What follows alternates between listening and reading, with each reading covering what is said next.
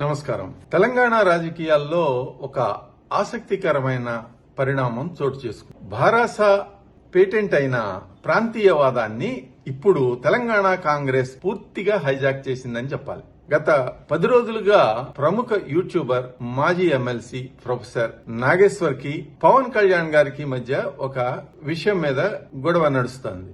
దీనిలో ఎక్కువగా కాంగ్రెస్ బీజేపీలను వ్యతిరేకించే సోషల్ మీడియా యూట్యూబ్ వర్గాలు యాక్టివ్ గా ఉన్నాయి. కానీ సడన్ గా ఈ ఎపిసోడ్ లోకి కాంగ్రెస్ సీనియర్ నేత ప్రస్తుత మంత్రి పొన్నం ప్రభాకర్ గారు ఎంట్రీ ఇచ్చారు. ఈ మొత్తం వ్యవహారాన్ని ఆయన హైజాక్ చేశారనే చెప్పాలి. ఇక్కడ మనకి ఒక సామెత గుర్తుకు వస్తుంది. పెళ్లి ఎవరిదైనా సరే తలంబాలు మాత్రం నానెత్తినే పడాలి అన్నట్టుగా నాగేశ్వర్ కి పవన్ కి మధ్య మొదలైన ఇష్యూ కాస్త ఇప్పుడు పవన్ జనసేన వర్సెస్ తెలంగాణ కాంగ్రెస్ గా మార్చేశారు. దీనివల్ల కాంగ్రెస్ కు వచ్చే తాత్కాలిక లాభం ఏంటంటే సోషల్ మీడియాలో జనసేనపై జరుగుతున్న చర్చ కాస్త ఇప్పుడు నేరుగా కాంగ్రెస్ నాయకుల కౌంటర్ల వైపు మళ్లింది. కానీ దీనివల్ల కాంగ్రెస్ కు అంటే తెలంగాణ కాంగ్రెస్ కు జరిగే దీర్ఘకాలిక లాభం ఏంటో ఆ పార్టీ నాయకులకే తెలియాలి. ఎందుకంటే గత 2-3 రోజులుగా జనసేనాని టార్గెట్ గా చేస్తూ పవన్ కళ్యాణ్ గారిని టార్గెట్ చేస్తూ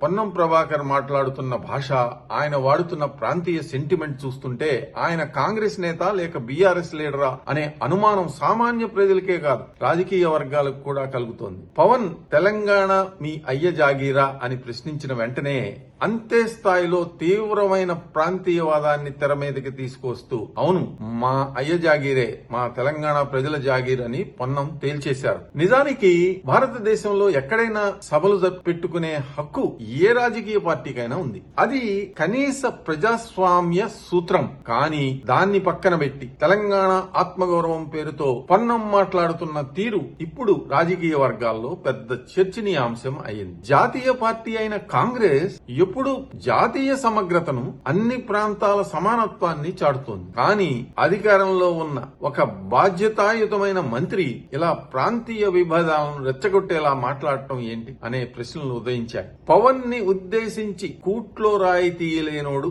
ఏట్లో రాయి తీస్తాడట, ఏపీలో చూసుకో ఇక్కడ కాదు అంటూ పొన్నం చేసిన వ్యాఖ్యలు కాంగ్రెస్ పార్టీ అధిష్టానాన్ని సైతం ఆశ్చర్యపరుస్తున్నాయి. పవన్ కళ్యాణ్ ను రాజకీయంగా సిద్ధాంతపరంగా ఎదుర్కోవటంలో విఫలమై చివరకు పాతబడిన ప్రాంతీయవాదాన్ని ఆశ్రయించటం కాంగ్రెస్ కు ఇప్పుడు కొత్త తలపోటుగా మారింది. ఇక ప్రెస్ మీట్ లో పొన్నం ప్రభాకర్ ప్రజా గాయకుడైన గద్దర్ గారి ప్రస్తావన తీసుకురావటం, దానికి కులాన్ని అంటికట్టేలా మాట్లాడటం మరింత ఘోరంగా ఉందని చెప్పాలి. గతంలో గద్దర్ కు తాను కారు కొనిచ్చానని పవన్ కళ్యాణ్ చెప్పటాన్ని తప్పుబడుతూ అది దళితులను అవమానించడమే అంటూ పొన్నం ఒక వింత వాదనను తెరపైకి తెచ్చారు. నిజానికి గద్దర్ లాంటి ఒక విశ్వమానవుడికి మరణాంతరం ఇలా కుల సమీకరణాలు ముడిపెట్టడం పొన్నంకే చెల్లింది. కేవలం పవన్ పై బురద చల్లే క్రమంలో దళిత సెంటిమెంట్ ను వాడుకోవాలని చూడటం క్షేత్రస్థాయిలో బెడిసికొట్టిందనే చెప్పాలి.